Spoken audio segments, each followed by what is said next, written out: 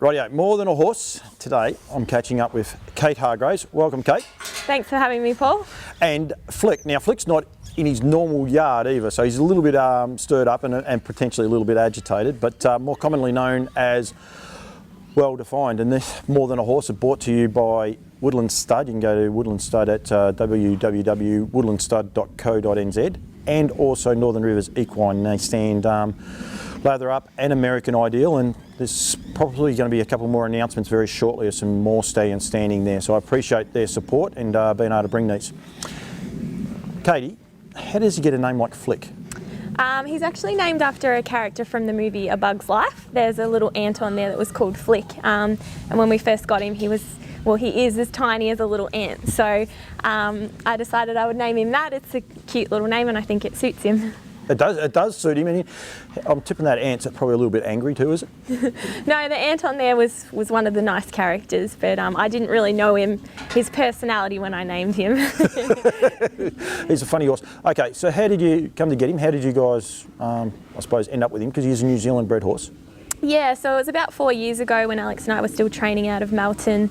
We were trying to establish ourselves and get some nicer horses in the stable. So on the advice of Andy Gath, he sort of picked him out for us and said that he'd be a nice one to buy. And so we bought him with the intention of syndicating him out, which didn't really go to plan. So we were kind of left with him ourselves. And so I twisted my brother Brett's arm a little bit to help us out because Alex and I couldn't afford to pay for him. So yeah, I got Brett and Brooke involved and they bought a share in him, and then he came over and Alex and I sent him straight to Adelaide to Aaron Bain over there because it was sort of weaker racing and we thought maybe we could recoup some of the money that we spent on him. But as it turned out, he wasn't really ready. He needed a spell when he came over. He was just like, he was tired and he was very woolly and he just, yeah, he wasn't right. So looking back, we probably should have put him straight in the paddock. But anyway, he went to the paddock after a couple of starts. That must have been daunting for you guys. You know, I've had quite a few conversations with you, and I constantly say that, you know, you're a young couple trying to make your way in the game, and you buy a horse thinking you're going to syndicate him, then all of a sudden, that must have been scary and daunting, I suppose. It was very scary. I mean, he was 30,000 landed, and no one wanted to buy a share, so we were kind of stuck with him, and we were panicking a little bit, but things always have a way of working out. So you know, if I hadn't known what the future held for him, I wouldn't have been worried, but at the time it was pretty scary and we did take a big risk by buying him.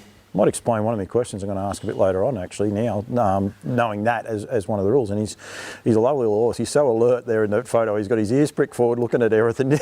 He's enjoying himself. So he went to Adelaide, 3 starts, didn't do a lot. So you gave him a spell. Did he race from Melton, or did he start his racing career when you guys moved up here to Shelbourne? He started when we moved up here. He just had a couple of months off at Rita Burnett's and she always does a terrific job with them. So he came back when we very first moved here and we're moving all the horses in. He came back with Aldebaran Pete and he sort of worked up with him his first preparation here. So he's one of the originals that we had on this property. And he done a super job. Like, you know, there was talk at one stage about him winning 3 races straight. What did he win, 7 straight? He ended up winning 5 straight before he went off the rails a little bit. Yeah, but some of those wins, I was lucky enough to be at Bort the day he won. I'm not sure, he wasn't in the Cup, but I think it might have been Bort Cup Day. But just the joy this little horse brings you when he wins. Alex didn't drive him on that occasion. Chris Elford actually drove him on that occasion. And there's a breathtaking photo. If I can actually find it, I'll throw it up right now. But there's a photo of him trotting, and he just looked like, even then, just to be a fun horse to be around, even though I think that was only his 3rd race win, but he just looked like a horse with character straight away. Yeah, he's got plenty of character. That's one of the things that I really love about him. He thinks he's a big deal and he's got a little bit of arrogance and a bit of cheek about him, and that was from the moment that we had him. He showed that, and he's always been very naughty and he can get on the wrong side of people, so he's a bit of a polarising animal. You either love Flick or you hate Flick, and he can drive some people here crazy, but everyone sort of puts up with him because they know how much I love him. Oh, and rightfully so, because he's got a lot going for him there at you know, like in his racing manners and the likes. He actually won the Tontine, which is a time-honoured race and I think one other race after the Tontine, am I right? And yeah, I think the Tontine was his 4th win. We backed him up only a couple of days after Bort, and then he went on and won the Tontine, and then he won another race at Bendigo, and he won that really easily, and I just thought, how easy is this? And then I might have jinxed him, because after that he started galloping and doing things wrong. And that's what I was going to ask. So did he lose it because all of a sudden he got on a mark pretty quickly? Because he did step up in the world very, very quickly. Is that where his form just sort of tapered, or was there something else going on behind the scenes? No, he just started doing things wrong, and we put a few junior drivers on him as well, and he's pretty tricky to drive. So I think it just sort of set him into a spiral. And now looking back, because I know him so well, that's when he starts doing things wrong. He's either sore somewhere or he needs a spell. So looking back, he probably did need a little bit of a break.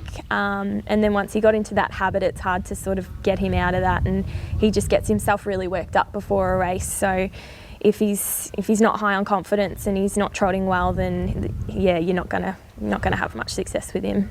More than a horse, I try to find out behind the scenes of the horses and all the rest. But you more or less just said yourself just then, as a trainer, he's probably like a young trainer learning the craft. He teaches you a little bit as he's going along as well.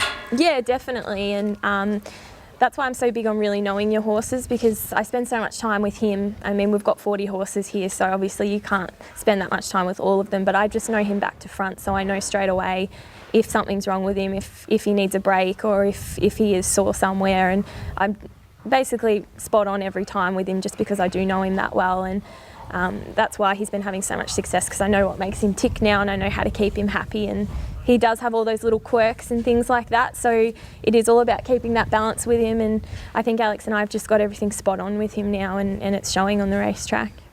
Is that one of the challenges I quite often, and this is, I want it to be about him, but as a young trainer, you said you've got 40 horses, so you want to keep getting more and more horses around you, as many horses as you can, to keep winning and going from there, but potentially having ones go out the back door by mistake, and the challenges of trying to work them out, because his form really did taper off there at one stage. It looked like he was never going to be flick anymore. He was sort of being a naughty boy. Yeah, well, that's it. I mean, he sort of got to that 60, 70 mark and looked like he wasn't really going to go on and do anything more, and maybe that was it. And we actually did consider moving him on.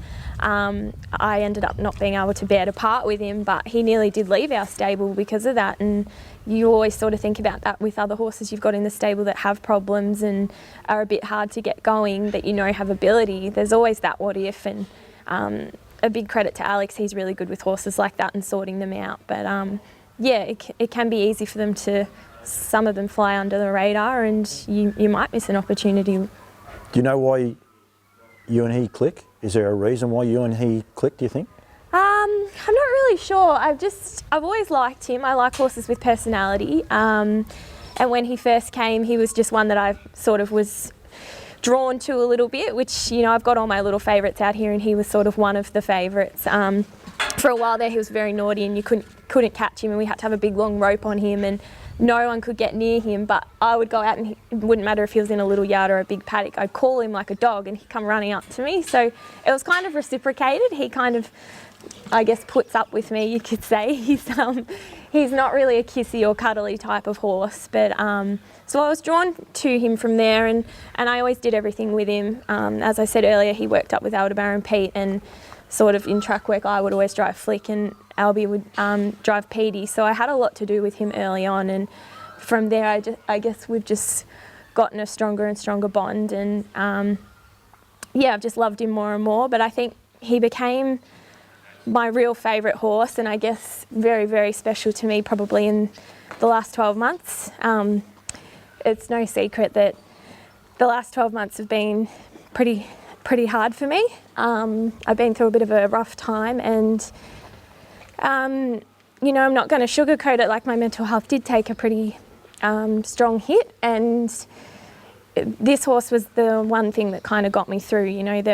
I knew I wasn't travelling too well when I wasn't enjoying the horses anymore, and I wasn't enjoying teaching, so they're the two things I love most in the world. And so I knew I wasn't travelling too good, and I remember it quite vividly. One day I woke up and I just thought, I don't want to do this anymore. I don't want to train horses. I don't want to teach. What's the point, kind of thing. And I wasn't really in a good headspace, but this thought crossed my mind, and I thought, if I don't go out to the stables, who's going to look after Flick? And You know, things won't get done with him properly if I'm not out there to look after him. And I thought to myself, well, Kate, Flick needs you. You need to be there for him. And that was the thought that got me through probably a good 6 months. Every morning when I drive out to the stables where I park, his box is the first one I see, and it was his face was the first thing that I saw. And I would go and see him first thing, and that sort of got me through that day. And quite often I would come back out here at night, and when everyone had left, and I would just sit in his box. And you know, he's not a friendly horse, he doesn't like being cuddled or patted, but I think he knew something was off with me, and he'd stand like a mare stands over a foal. He would stand over the top of me with his head, and he'd just sit there, you know, whether I was just sitting there quietly or I was a bit upset, he'd just stand there with me. And yeah, I think I always say to him, you know, he saved my life in a way. And you know, this segment is called More Than a Horse, and I think this is probably a bit personal, but I think that people need to realise, you know, how much a horse can mean to someone and to a trainer. He's not just a racehorse to me, he's like my therapy. And so I think the last 12 months, that's why he's become so very special to me. And I just spend so much time with him, and even now if I'm having a bad day, you know, Flick always knows how to put a smile on my face. And then when he won those country cups and that, he brought the life back into me. You know, I was back to my old self again, and you know, I had really great people around me, but my family's not close by. They're a few hours away, and my really close friends were far away, so he was sort of all I had in the flesh. So yeah, I think that's the main reason now why he is really, really special to me, and that we do have that really big connection. Wow. I wasn't expecting that. I never expect anything, and all the rest. I know this horse means a lot to you, and you're brutally honest there, and I really appreciate your honesty. I think a lot of people sit back and listen to that, and they're going to go serious, like, and that. And he's a fidget. I'm not exactly sure why he's one of your favourites. I follow you on. I think it was on Instagram. I follow you on quite a few things. Anyway, you do a lot on social media, but you did post a lot of photos with yourself sitting down with a horse. Never knew exactly which horse it was. Sorry, I just bumped the camera. Clearly it was him, and all the rest. And this is what I try to do with these, is explain to people, like, we're racehorse trainers. You know, you want to win the next race, the first race at Warragul. As a trainer, you want to win that race. And I think a lot of people sit back from a distance and they say, oh, they're just racehorse trainers. They just treat them as horses. But they're not. They are more than a horse, aren't they? They are so much more. They give us so much more that people don't actually realise, and you couldn't have expressed it any more just then, and you did a good job not tearing up. You almost had me tearing up, so I thought, well, you've done a very, very good job there, and I think, you know, it's great that you didn't give up on the teaching as well, because I think both those things are very, very key. He lost his form middle of the way through. Did you lose your faith in him? No, I didn't lose my faith in him. I always knew that he just sort of needed sorting out, and I needed to find the key to him. And basically the key to him is you can't fight him. Whatever he wants to do, you've got to let him do. And I knew he would come back to form, but I never thought that he'd do the things that he's done in recent times. So I never gave up on him. I just had to be a bit patient, and you always have to be that way, I guess, with trotters. And I knew that we would eventually get him back on track, and which we ended up doing, and I think that all started in regional racing for him. Yeah. So you said there before about Alex and being a great hand with this horse, and Alex guided him through his early racing and his early careers and all the rest, but through the country cups. But even prior to that, he seemed to click with Alan. Tormey started driving him, and then there just seemed to be this little bit of a click. Do you think that's not picking on Alex? Alex is a great driver, but just that female touch, do you think that may be what worked, or changed, or is it just something that you and Alex said, he drives him here, sorts him out, and then Alan goes and works him? Is there a reason why Al was, one, clicked, but also stayed on him for so long?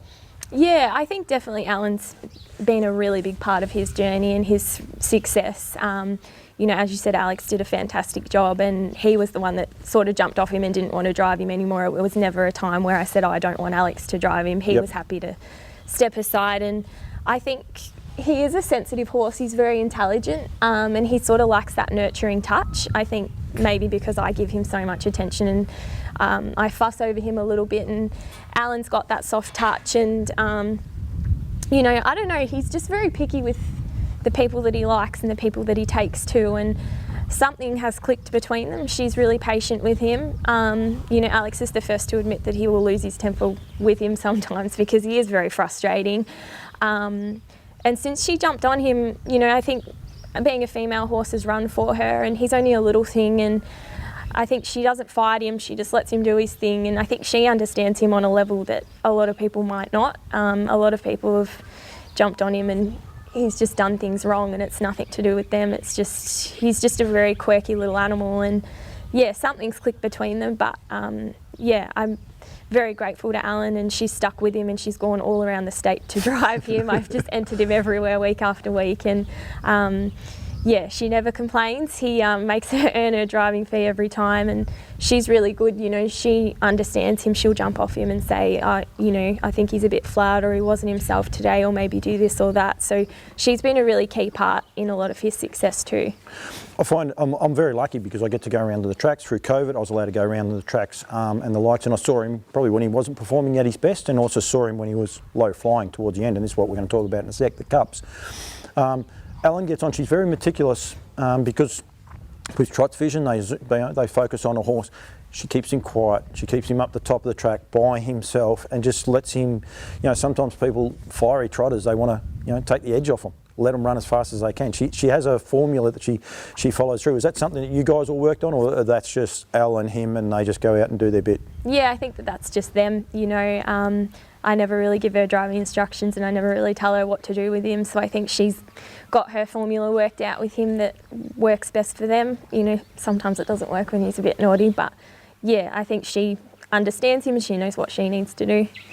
I said there, I get to do Trot's vision, and those, like, I'm very lucky to be at most of the tracks.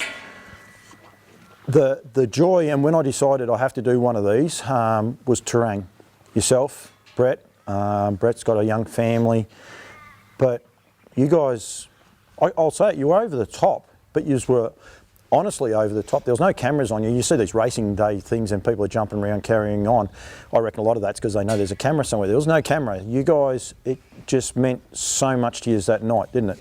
Yeah, it really did, and I mean, I wish I could control myself because it can sometimes be a bit embarrassing. Hey, Brett lost it too. Don't worry, Brett's watching it. He lost it. I was too busy running up and down to know what Brett was doing. But no, we do. We get so much enjoyment out of him, and I think that that's another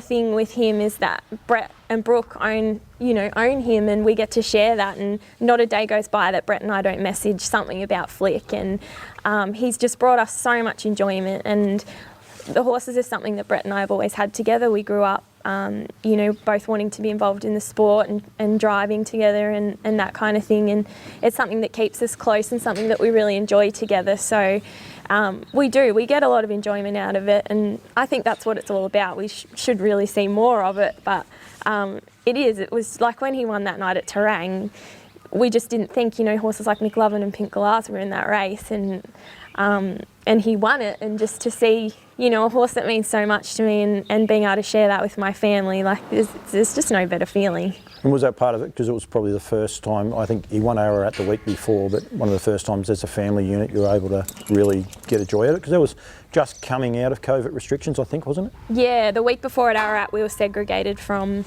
the crowd. They could still have a crowd, but I wasn't allowed with them. So that was probably the first time we could enjoy a big win together. So yeah, it was super exciting. It was awesome. And then he went on, what did he win, 5 cups? Am I right? He ended up winning 5 cups, and it was just his role, wasn't it? Like, and in the end, you said about McLovin and those horses, he contested the Great Southern Star, unfortunately ran last, but it was sort of like, he was probably at that, is he good enough, isn't he good enough? You go to Mildura, you win the Mildura Cup, and it's like, yeah, he belongs, and I would say then now you've had the map out, where you're going to go, what you're going to do with him now, because he's on a good mark, but he's a good horse. Yeah, well, that's it. And I think with him, he's been a bit of a surprise package because he won 5 in a row when he first came over here, but he never sort of stamped his mark that he was going to be a future star of the sport. And he just, he stayed around that 70 mark for a while and didn't really look like he was going to do much. And he's just sort of slowly gotten better and better. He's never sort of burst onto the scene and got the media talking, how good is he and that kind of thing. He's just kind of quietly done so.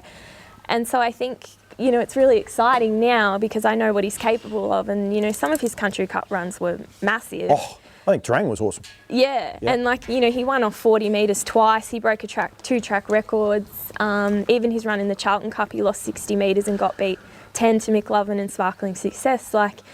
Doing things like that, he is a good horse, I think, and I personally, I think that this time around he's going to take the next step, and I think he's going to be really competitive against the top horses. At the moment, some of the really nice ones like Tornado Valley and McLovin are sort of getting to the twilight of their career. So, it's time for horses like him to step up, and I have all the faith in him. I mean, I'm a bit biased, but I really do think that he is ready to take that next step, and it is exciting, looking forward to maybe what he could do. You're allowed to be biased. You've got every right in the world to be biased because and he's your mate. And this is what More Than a Horse are. And you've shown so many different sides. You opened up very much about yourself and what this horse can actually do. And I didn't expect that. I expected a story about how lovely a horse he is and the likes. If you'd have seen what he'd done to the feed bin prior to us recording it, and that didn't happen. It's not lovely. No, but that's what these are about. I wanted to do this one after Mildura. I didn't want to do it, I'm superstitious, so I didn't want to do it while he was winning all these cups. And he got beat in one, and I thought, I'll do it now. And then when you said you were putting him out in the paddock after, it was Mildura was the last cup, wasn't it? Yeah. And I thought, we'll do it then. And it was I mucked up, and then you said you got to put him out in the paddock, and then you said about not being able to catch him. That was legit. Obviously, once he's out in the paddock, that was it. He had to stay out. Yeah. He's very hard to catch. You got to kind of play his game. Even the other weekend, Brett came out here to see him, and because it wasn't his routine and it wasn't feed up time to be caught, he ran around like a lunatic for a while, but then eventually he came up on his terms and couldn't get enough attention. But he's just very, very quirky, and he kind of reminds me of a cat. He likes the attention, but it has to be on his terms, and he has to decide when he gets it. Cats rule the world. Don't even go there. Kate, thank you. This has been More Than a Horse. As I said, brought to you by Woodland Stud in conjunction with Northern Rivers Equine. You can go to both their websites, woodlandstud.co.nz or northernriversequine.com. I really appreciate your time. What are your hopes? How high are you aiming, or would you just like to come back to the Cups? Definitely country cups. I want him to win a few more, and I think he can win a few more. And then maybe in the back of my mind later in the year, the Inter-Dominions on the cards for him, because it's a series I think will suit him down to the ground, and it's over the longer trip, and you've got to back up a few times in a week. So who knows?